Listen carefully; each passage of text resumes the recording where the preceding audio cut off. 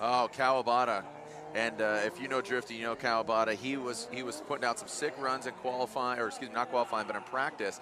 And Kawabata, this is if you want to look it up, it's pretty dynamic. Him and Daigo Saito had one of the, I would have to say, probably the most epic crash, and it looks scary. And safety is the #1 priority, as we've seen in a lot of different motorsports. But he has one of the most sensational crashes in drifting history. So let's hope, obviously, that's not the case here, but he's in that R35 GTR. He's proven that the GTR is competitive in other drifting sanction bodies. But Kawabata, look at that. So a surprise. Oh, look at that. Diving into that second rear clipping zone. Liked how dynamic that was. You saw him just really nose in and then just flick it in as Kawabata fills the final.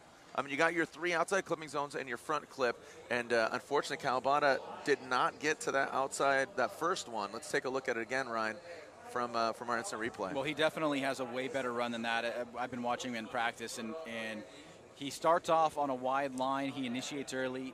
He totally fills that first outer zone, but in this particular case, he just didn't get out as wide as he possibly can. I have to imagine he's going to come back and crush it this next run. But you can see he's known for these really quick, fast flicks back the other way, just nicks the outer clipping zone there and brings it back around. He goes a little bit wide on that inside clip because of the transition, the late transition into outer zone number 2.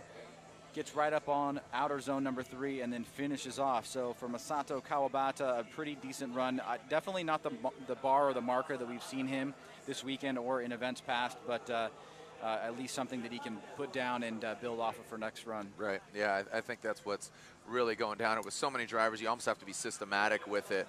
And we are seeing him dance with the dirt just barely, but I don't think he got off course there. And just to clarify for the fans, similar to Formula Drift and standardized across the globe, if 1 tire is off, a deduction, 2 tires off, that's a 0. And remind the fans, Ryan, some of the zeros, but still a high score. I'm kind of surprised by that.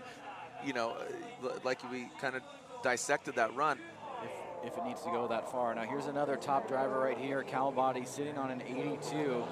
All right, Kawabata, bring it on home. This Toyo Tires R35 GTR, an 82.